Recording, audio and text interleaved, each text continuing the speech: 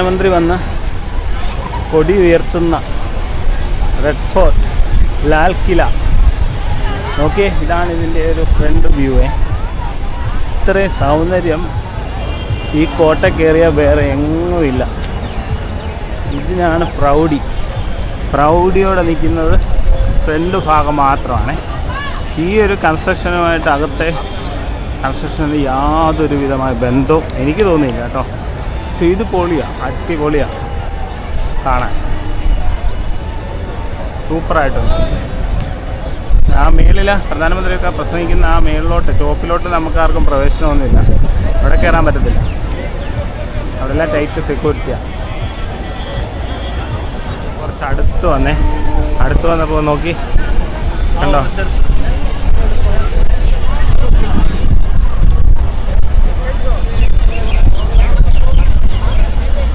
അടിപൊളി. ഇതാണ് New Delhi railway station. ഇവിടെ നിന്ന് ഗേറ്റ് നമ്പർ ഉണ്ട് 1. ഇത് കണ്ടോ, ആ കാണുന്നേ, ആ ഗേറ്റ് നമ്പറിൻ്റെ അവിടുന്ന്, ആ കാണുന്ന ഗേറ്റിൻ്റെ അവിടുന്ന് നേരെ കിടക്കുന്ന റോഡിലൂടെ പോയാൽ നമുക്ക് ആശ്രം മാർഗ് എന്ന് പറഞ്ഞ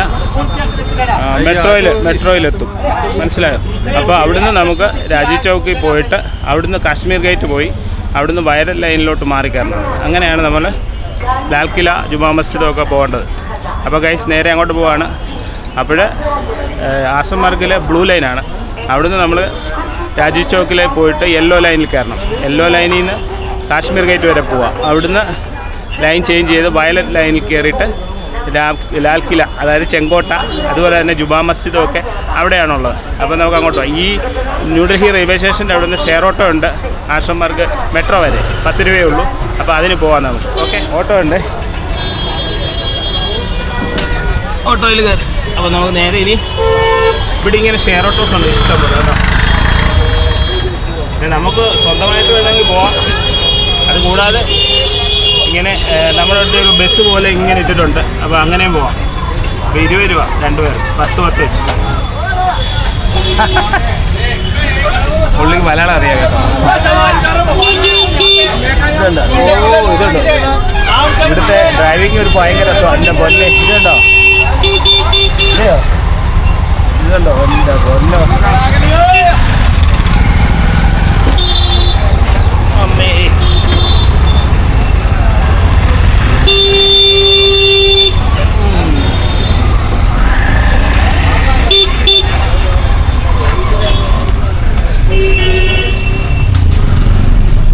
ഇവിടെ ഇഷ്ടംപോലെ തുണിക്കടകളൊക്കെ ഉണ്ട് കണ്ടോ.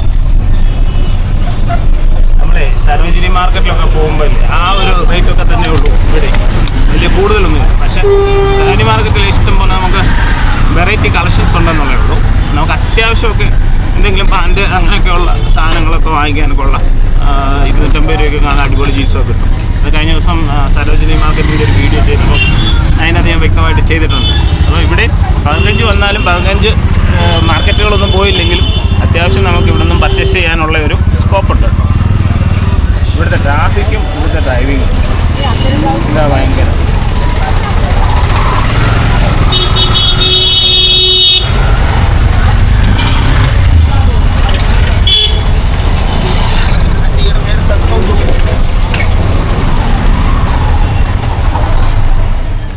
ഇതാണ് ആശ്രം മാർഗ്, രാമകൃഷ്ണ ആശ്രം മാർഗ്. ഇവിടെ ഒരു ആശ്രമമുണ്ട്, കണ്ടിട്ടുണ്ടോ? അതുകൊണ്ടാണ് ഇതിന് അങ്ങനെ പേര് വന്നത്. അപ്പോൾ ഇവിടെ വന്നു കഴിഞ്ഞാൽ ഗേറ്റ് നമ്പർ 2 ആണ്. ഇവിടെ വന്ന ആ ബഹർഗഞ്ചിയിൽ നിന്ന് വരുന്ന റോഡ് ഇവിടെയാണ് വരുന്നത്. ഓക്കെ ഗൈസ്, അപ്പോൾ തിരിച്ചു വരുമ്പോഴും ഈ ഗേറ്റ് നമ്പറിൽ തന്നെ വരാൻ ശ്രമിക്കണം കേട്ടോ, ഇല്ലെങ്കിൽ പണിയാവും. വേറെ അപ്പുറത്തൊക്കെ ഇറങ്ങിയിട്ട് പിന്നെ കറങ്ങി തിരിഞ്ഞൊക്കെ വരേണ്ടി വരും. ചില ഭാഗങ്ങളൊക്കെ നമുക്ക് കാണാം. ഇനിയിപ്പോൾ ഇതിലേക്കൂടെ നടന്ന് നമുക്ക് ഫ്രണ്ടിൽ പോയിട്ട് എൻട്രി ആവണം. അതുകൊണ്ട് ഇവിടെ എല്ലാം ഇങ്ങനെയുള്ളതാണ്. നമുക്ക് ഇവിടെല്ലാം കൂടുതലും ഇങ്ങനെയുള്ള കച്ചവടങ്ങളാണ് കൂടുതലും. ഉണ്ടോ, ഇവിടെ ഉള്ളൊരു മിക്കവരും ഒക്കെ ഇങ്ങനെയുള്ള ഫുഡാണ് ഉപയോഗിക്കുന്നത്. നമുക്ക് കാണുമ്പോൾ ഒരു വല്ലാത്തൊരു ഇതൊക്കെ തോന്നും. അത് കണ്ടല്ലോ നമ്മൾ ആ ഫ്രണ്ടിൽ നിൽക്കുമ്പോൾ ഉള്ള വ്യൂസ് ഉണ്ടോ. ഇവിടെ നിന്ന് നോക്കുമ്പോൾ അതാ ഇതുവഴിയല്ല കയറുന്നത് കേട്ടോ. ഇവിടെ എല്ലാം അടച്ചിട്ടേക്കും. കുറച്ചുകൂടെ നടക്കണം, അങ്ങോട്ട് നടക്കണം. അടിപൊളി വ്യൂവാണ്, ഭയങ്കര ജനമാണ്. ഇഷ്ടംപോലെ ആൾക്കാർ, സൈക്കിൾ റിക്ഷ. ഇവിടെ സോഡ നാരങ്ങകളൊക്കെ ഉണ്ട് കേട്ടോ, ഭയങ്കര വിറ്റാ. ഇന്നലെ ഞങ്ങൾ കുടിച്ചായിരുന്നു കേട്ടോ, നമുക്ക് ഇഷ്ടപ്പെടത്തില്ല. ഇത് വേറൊരു മസാലയൊക്കെ ഇട്ടാത്തിടും.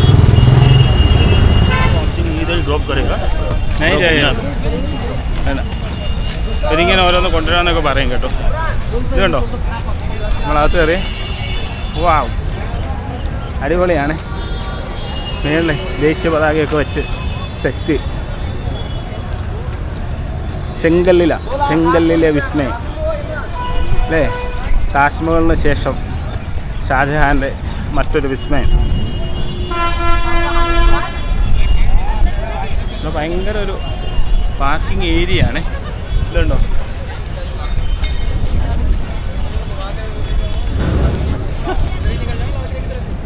അടിപൊളി. ഇനി ഇതിൻ്റെ എൻട്രി എവിടെയാണ്, അതാ നോക്കണ്ടേ. ഇനി ഇത്ര ഏരിയ ആണ്, ഏക്കർ കണക്കിന് സ്ഥലമാണ്. ഇതിനെല്ലാം മാറ്റി വെച്ചേക്കുന്നു. പണ്ടേ കെട്ടിത്തിരിച്ചിട്ടേക്കുന്നുണ്ട്, വേറെ കടന്നുകയറ്റങ്ങളൊന്നും നടന്നിട്ടില്ല. അതാണ് എല്ലാം ബോർഡറും ഒക്കെ ആയിട്ട് കോട്ട പോലെ കെട്ടി വെച്ചേക്കുമല്ലോ. പിന്നെ വേറെ പരിപാടിയൊന്നും അവിടെ നടക്കത്തില്ല. അപ്പോൾ എൻട്രി അങ്ങോട്ട് പോകണേ. ഭയങ്കര ചൂടാണ്. ഏപ്രിൽ ആദ്യമായപ്പോഴത്തേക്ക് ഭയങ്കര ചൂടായി. ഇനിയിപ്പോൾ കുറച്ചുകൂടെ ഇപ്പോൾ തണുത്ത കാറ്റുണ്ട് ചെറുതായിട്ട്, അതുകൊണ്ട് വലിയ കുഴപ്പമില്ല. ഇതുണ്ടോ, ഇവിടെ വരുന്നതിന് എൻട്രി ടിക്കറ്റ് ഉണ്ട്. ഓൺലൈൻ വഴി ബുക്ക് ചെയ്യുക. ഇവിടെ ഒരു മ്യൂസിയം ഉണ്ട്, അതിനും ബുക്ക് ചെയ്യുക. എനിക്ക് 112 രൂപയാണെന്ന് തോന്നുന്നു. ഞാൻ നേരത്തെ ബുക്ക് ചെയ്തതാണ്. ഞാൻ നോക്കിയിട്ട് പറയാം എത്രയാണെന്നുള്ളത്. കഴിവതും നമ്മൾ നേരത്തെ ബുക്ക് ചെയ്തിട്ടൊക്കെ വരും കേട്ടോ. ഇത് കണ്ടോ,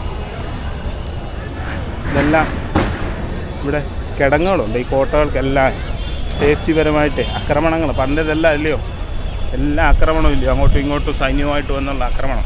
അതിനെയൊക്കെ പ്രതിരോധിക്കാൻ വേണ്ടിയിട്ടുള്ള ഒരു അന്നത്തെ ടെക്നോളജി ആയിരുന്നു ഇത്. അത് ചെയ്തു വെച്ചിട്ടുണ്ട്. എല്ലാ കോട്ടകൾക്കും ഉണ്ട്. ഡൽഹിയിലെ എല്ലാ കോട്ടകളും അത് ചെയ്തു വെച്ചിട്ടുണ്ട്. നമ്മൾ പണ്ടത്തെ പഴയ സിനിമയിലൊക്കെ കണ്ടിട്ടില്ല, മുതലയൊക്കെ അതിൻ്റെ അകത്ത് വളർത്തി അതിൻ്റെ അകത്ത് വീഴുന്നവരെ പിടിച്ച് തിന്നുകയും ഒക്കെ ചെയ്യുന്നത്. നസീറിൻ്റെയൊക്കെ പൊന്നാവരം കോട്ടയ്ക്ക് അതൊക്കെ കണ്ടിട്ടുണ്ട്. അങ്ങനെയൊക്കെയുള്ള സെറ്റപ്പാണ് അതിൻ്റെ. ഇതൊക്കെ കണ്ടിട്ടാണ് ആ പടമൊക്കെ ചെയ്തേക്കുന്നത്. നോക്കിയേ, ഓ അടിപൊളി.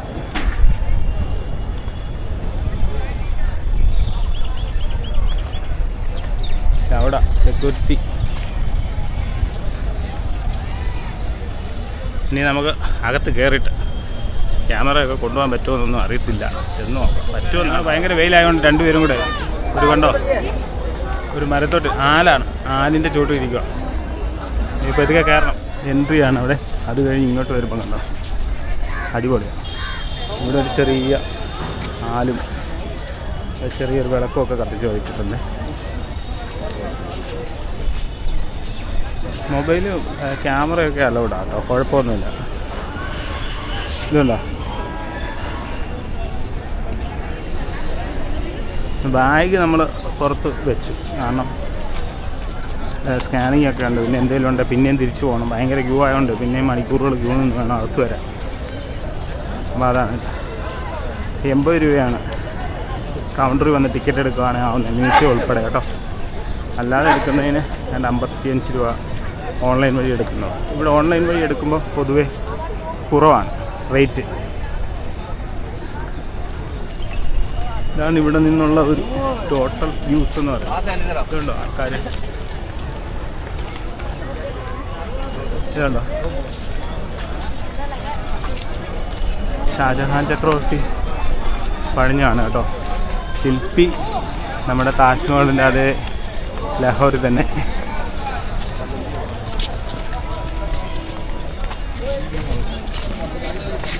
ഇതുണ്ടോ ഇവിടെ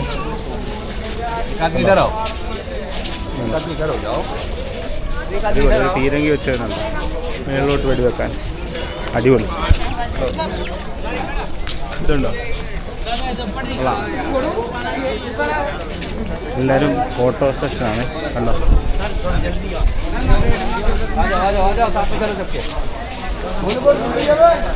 ഇതുണ്ട് എല്ലാം ആ ഒരു ശൈലി, ഒരേ ശൈലിയാണ്. ഏഷ്യൻ ഇന്ത്യനും കൂടെ ചേർത്തുള്ള ഒരു ശൈലിയാണ് നിർമ്മാണത്തിന് ഉപയോഗിച്ചേക്കുന്നത്. അതുകൊണ്ട് തന്നെ ഞാൻ കഴിഞ്ഞ ദിവസം പറഞ്ഞ പോലെ എല്ലാവരും റെപ്യൂട്ടേഷൻ ഉണ്ടെങ്കിലും ഇത് കൊള്ളാം. ഇത് പണ്ടത്തെ നിർമ്മിതിയിൽ നിന്നൊക്കെ ഒത്തിരി ഒക്കെ ഇവിടെ ബ്രിട്ടീഷുകാരുടെ കാലത്ത് അവർ പൊളിച്ചു കളഞ്ഞത്. മാർബിളിൻ്റെ നിർമ്മിതിയൊക്കെ ഉണ്ടായിരുന്നു എന്നാണ് പറയുന്നത്. അതൊക്കെ അവർ പൊളിച്ചു മാറ്റിയിട്ട് ഇതൊരു മിലിറ്ററി മിലിറ്ററി ആസ്ഥാനമാക്കിയിട്ട് മാറ്റി. ഷാജഹാനെ ഈ ഒരു കോട്ട പണിഞ്ഞിട്ടാണ് ആഗ്രയിൽ നിന്നും മുഗൾ സാമ്രാജ്യത്തിൻ്റെ തലസ്ഥാനം ഇവിടേക്ക് മാറ്റിയത്. അടിപൊളി. ഇതുണ്ടോ? ഒരു ടോട്ടലി ഉള്ളൊരു വ്യൂ ആണ്. എന്താ കൊള്ളാം, സൂപ്പറായിട്ടുണ്ട്.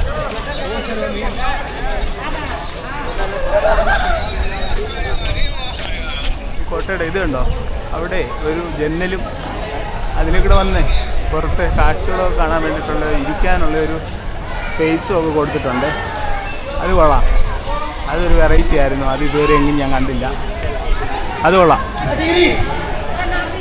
പിന്നിപ്പോൾ ഇതിൻ്റെ അകത്തോട്ട് കയറുമ്പോൾ ഉണ്ടല്ലോ ഇഷ്ടംപോലെ കടകളുണ്ട് ഇതിൻ്റെ അകത്ത്. അതുകൊണ്ടൊക്കെ തന്നെ വലിയൊരു സെക്യൂരിറ്റി പ്രോബ്ലംസ് ഒന്നും ഇവിടെ ഇല്ല. അതുകൊണ്ട് തന്നെ ക്യാമറയും കാര്യങ്ങളും ഒക്കെ കൊണ്ടുവരാം. ഇതുണ്ടോ?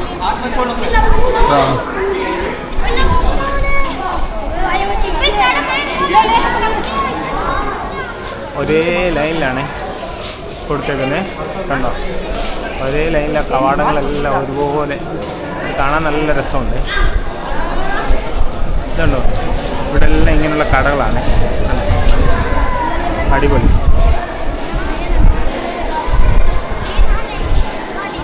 ഇതുണ്ടോ?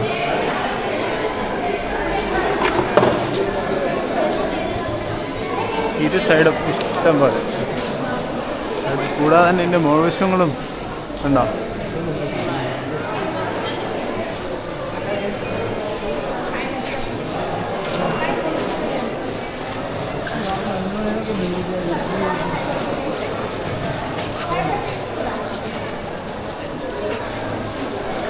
ഇതെല്ലാം എനിക്ക് തോന്നുന്നു പിന്നീട് സിമെൻറ്റ് കൊണ്ട് പ്ലാസ്റ്റർ ചെയ്തിട്ടുണ്ട്. ഉണ്ട് കുറവല്ല സിമെൻറ്റ് പ്ലാസ്റ്ററിങ് ചെയ്തിട്ടുണ്ട്.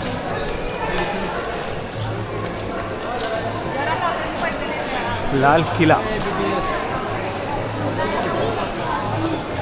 ഇതുണ്ടോ? ഇഷ്ടംപോലെ സുവനീർ.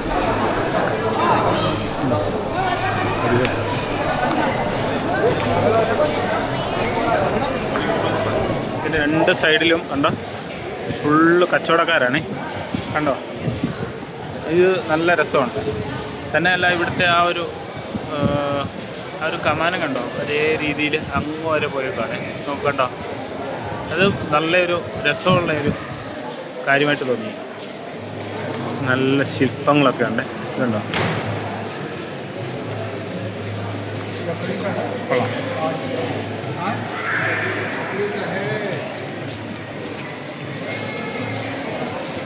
നമ്മൾ ആ കച്ചവട സാധനങ്ങളൊക്കെ ഉള്ളടം അങ്ങോട്ട് കഴിഞ്ഞ് വരുമ്പോഴേ ഇത് കണ്ടോ? Coffee Delhi heights. അവർ കണ്ടോ മറ്റേ ഡ്രസ്സൊക്കെ ഇട്ടിട്ട് നമ്മുടെ നാട്ടിൽ പണ്ട് ഇന്ത്യൻ കോഫി ഹൗസിലുണ്ടായിരുന്നു ഇങ്ങനെ. ഇത് കണ്ടോ?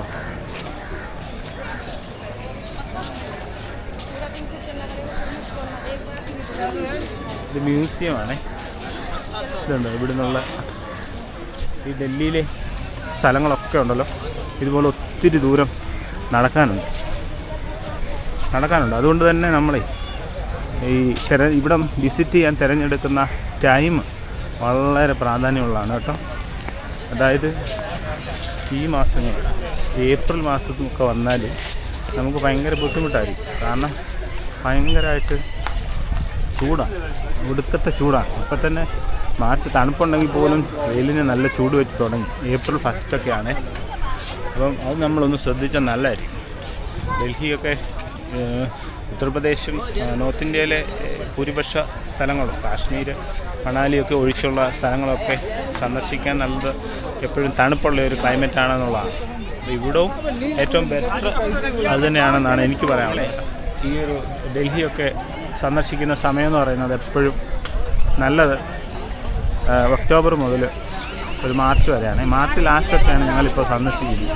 പക്ഷെ അന്നേരം നമുക്കൊരു ഭയങ്കര ചൂട് ഉണ്ട് ഇല്ലയോ സ്വർണ്ണം? ഏപ്രിൽ മാസമൊക്കെ ആയി കഴിഞ്ഞാൽ വലിയ ചൂടാണ്. പിന്നെ വന്നു കഴിഞ്ഞാൽ നമ്മൾ വെറുത്തു അല്ലേ? ഇപ്പോൾ ഇച്ചിരി തണുപ്പൊക്കെ ഉണ്ട്, കുഴപ്പമില്ല. പക്ഷെ എന്നാലും ഏപ്രിൽ പകുതിയൊക്കെ കഴിയുമ്പോഴത്തേക്ക് ഇതൊക്കെ മാറിയിട്ട് നല്ല ചൂടായിരിക്കും. ഇപ്പോൾ ഒരു തണുത്ത കാറ്റുണ്ട്, വെയിലുണ്ട്, ഇതിലൊരു തണുത്ത കാറ്റുണ്ടെന്നുള്ളതാണ്. അപ്പം കുറച്ചുകൂടെ കഴിയുമ്പോൾ അത് മാറിയിട്ട് ഭയങ്കര ചൂടായിട്ട് മാറും. അപ്പോൾ അത് വലിയ പ്രശ്നമാകും. നമുക്ക് ഇതുപോലെ ഒന്ന് എൻജോയ് ചെയ്യാൻ പറ്റത്തില്ല എന്നുള്ളതാണ്. അതിൻ്റെ പുറകിലോട്ട് വരുമ്പോഴേ ഒത്തിരി ബിൽഡിങ്ങുകളുണ്ട്. മുഗൾ രാജകുമാരി മുംതാസ്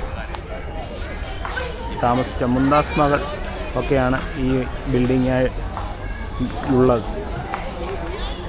നല്ല രസമുണ്ട് കാണാനില്ല. മനോഹരമായിട്ട് തന്നെ പരിപാലിപ്പിച്ച് വെച്ചിട്ടുമുണ്ട്. ഗാർഡനും ഒക്കെ ആയിട്ട് ഇങ്ങനെ നിരവധി കെട്ടിടങ്ങൾ ഇവിടെയുണ്ട് കേട്ടോ. ഇതൊക്കെ സ്ത്രീകൾ താമസിച്ചിരുന്ന കെട്ടിടങ്ങളാണ്. ഇതുണ്ട്, ഇതാണ് ഇവിടെ നിന്ന് ടോട്ടലുള്ള ഒരു വ്യൂവേ. കണ്ടോ? അതാ ഇവിടെ വന്ന് ആദ്യമായിട്ട് രാജ്യത്തിൻ്റെ പതാക ഉയർത്തിയത് ജവഹർലാൽ നെഹ്റു ആണ് കേട്ടോ. അതിനുശേഷം എല്ലാ പ്രധാനമന്ത്രിമാരും സ്വാതന്ത്ര്യദിനത്തിന് അന്ന് ഇവിടെ വന്നിട്ട് പതാക ഉയർത്തുന്ന ഒരു ചടങ്ങുണ്ട്. അതാണ് ഇപ്പോഴും ഇവിടെ ഒക്കെ ഫേമസ് ആയിട്ട് നമ്മൾ എല്ലാ വർഷവും കേൾക്കുന്നതാണ് ചെങ്കോട്ട പ്രസംഗം എന്ന് പറയുന്നില്ലേ, പ്രധാനമന്ത്രി നടത്തുന്ന ആ ഒരു പ്രസംഗം. അങ്ങനെയാണ് നമ്മളിത് ഇപ്പോഴും വാർത്തകളിലിപ്പം സജീവമായിട്ട് നിൽക്കാനുള്ള കാരണം. അപ്പോൾ ഗൈസ്, ഇത്രയാണ് ഇവിടുത്തെ കാഴ്ചകൾ. ടോട്ടലി കുറേ മുഗൾ ബിൽഡിങ്ങുകൾ 260 ഏക്കറിൽ പരന്ന് കിടക്കുന്നു. അത്ഭുതം തന്നെ.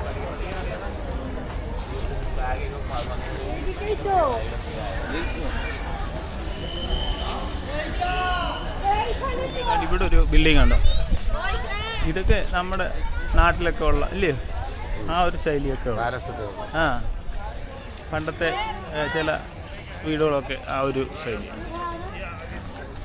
ഇതുണ്ടോ ഒരു പാലം? ഇവിടെ ആലുണ്ട്, ഇഷ്ടം പോലെ ഉണ്ട്. ആലുണ്ട്, വേപ്പ്, അതാണ് വേപ്പ് വയ്ക്കുന്നു. അങ്ങനെ അതൊക്കെ ഇഷ്ടം പോലെ ഉണ്ട്. ആല ഇഷ്ടം പോലെയാണ്.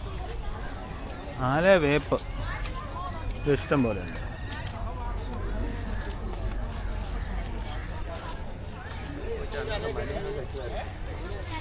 എന്തായാലും ഇവിടെ ഇതൊക്കെ കാണാൻ വരുന്ന ആൾക്കാർ എന്തോരോ ആൾക്കാരാണ് വരുന്നത്. ആയിരക്കണക്കിന് 10,000-കണക്കിന് ആൾക്കാർ വരുന്നു. വരുമാനം ചുമ്മാ ആണ്. ഉത്തർപ്രദേശൊക്കെ ഇന്ത്യയിലെ മൂന്നാമത്തെ എക്കണോമിയാണ്. പ്രധാന വരുമാനമാണ് ടൂറിസം എന്ന് പറയാം.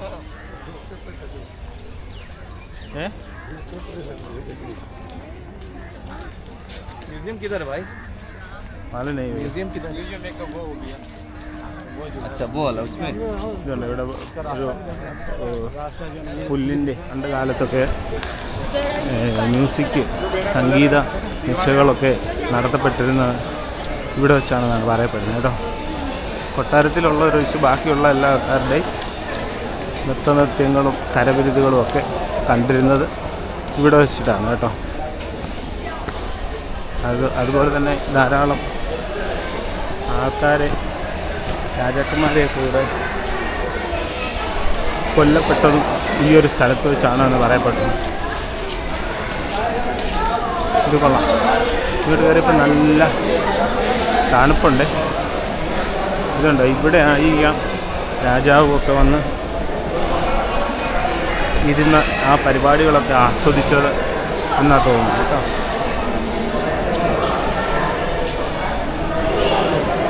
ഇതുണ്ടോ, നമുക്കിവിടെ വരെ പോകാൻ പറ്റത്തുള്ളേ. കൊള്ളാം. ഇതാ ഇവിടെ നിന്ന് നോക്കുമ്പോഴേ ഉള്ളൊരു ഏകദേശ രൂപമാണ് കണ്ടോ. മുഖശോ കണ്ടോ, എയർഫോളൊക്കെ ഇട്ടിട്ടുണ്ട് കണ്ടോ. കൊള്ളാം.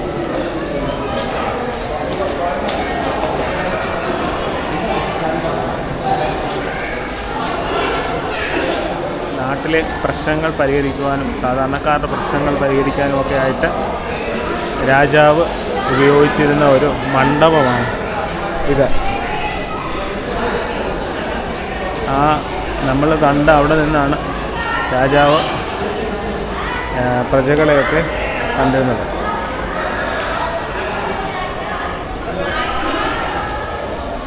കൊള്ളാം. ഇതുപോലെ നമ്മൾ മുമ്പിൽ കാണുന്ന ബിൽഡിംഗ് ആയിരുന്നു നമ്മൾ പറഞ്ഞ സംഗീത പരിപാടികളൊക്കെ അവതരിപ്പിക്കപ്പെട്ടിരുന്ന ബിൽഡിംഗ്.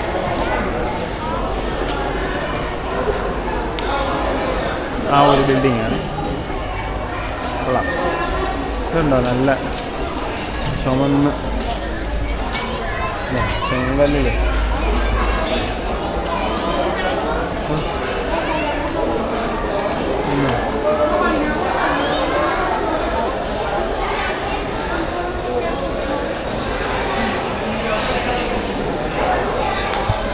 അടിപൊളി. ചെങ്കോട്ടയുടെ ഒക്കെ ഒരു എടുപ്പും തലയെടുപ്പും എന്നൊക്കെ പറയുന്നുണ്ടല്ലോ. ഈ കാണുന്ന ഈ ഒരു ഭാഗം മാത്രമാണ് കേട്ടോ. ഇത് കണ്ടോ, ഇത് മാത്രമുള്ളേ. ബാക്കി ഈ ഒരു പ്രൗഢി തലയെടുപ്പൊന്നും നമ്മൾ അകത്തോട്ട് പോകുമ്പോൾ നമുക്ക് ഫീൽ ചെയ്യുന്നില്ല എന്നുള്ളത് ഒരു സത്യമാണ്, ഒരു യാഥാർത്ഥ്യമാണ്.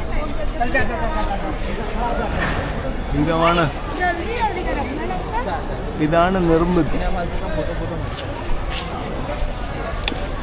മനോഹരമായിട്ട് ഇതിൻ്റെ ഫ്രണ്ട് വ്യൂ എന്ന് പറയുന്നത് കേട്ടോ. ഇത് ആ ദൂരെ നിന്ന് നോക്കുമ്പോഴതിൻ്റെ നല്ല സൈറ്റ് കിട്ടുന്നു. ഇതിൻ്റെ ഏറ്റവും സുപ്രീമായിട്ടുള്ള സ്പോട്ട് എന്ന് പറയുന്നത് ഈ ഫ്രണ്ട് തന്നെ. ഇതിനെ വെല്ലുന്ന മറ്റൊരു നിർമ്മിതി അകത്തില്ല എന്നുള്ളതാണ് കേട്ടോ. ഇവിടെ തന്നെയാണ് സൂപ്പർ. കാരണം ഈ ഫോട്ടോയിലെല്ലാം നമ്മളെല്ലായിടത്തും കാണുന്നത് ഇവിടെ തന്നെ, അത് മാത്രമേ ഉള്ളൂ ഏറ്റവും മനോഹരമായിട്ട് ചെയ്യുന്നത്. ഓക്കെ, നമ്മൾ ലാൽ കില ചെങ്കോട്ട നമ്മൾ കണ്ടു കഴിഞ്ഞു ഇറങ്ങി. ഇനിയിപ്പോൾ നമ്മളെ ഇവിടെ തന്നെയുള്ള വേറൊരു സ്പോട്ടാണ് ജുമാ മസ്ജിദ്. അപ്പോൾ നമുക്ക് അവിടെ നിന്ന് പോവാം. അവിടെ കൂടെ പോയി അവിടെ ഫുഡ് സ്ട്രീറ്റൊക്കെ ഉണ്ട്, എന്തെങ്കിലും ഫുഡ് കഴിക്കാം. തന്നെ അവിടെയൊക്കെ ഒന്ന് പോയി കാണാം എന്ന് വിചാരിക്കുന്നു. അപ്പോൾ നോക്കിക്കോണേ, ഇതാണോ ഈ ഒരു വ്യൂ ആണ് ഇവിടെ ഏറ്റവും മികച്ചത് എന്നുള്ളതാണ്. ഇതാണ് ഇതിൻ്റെ തലയെടുപ്പ്. ഈ തലയെടുപ്പൊന്നും നമുക്കൊരിക്കലും ഇതിനകത്തൊന്നും കാണാൻ പറ്റില്ല കേട്ടോ ഗായ്സ്. അപ്പം ഇനിയും മറ്റൊരു വീഡിയോയുമായി വീണ്ടും വരാം. Bye bye.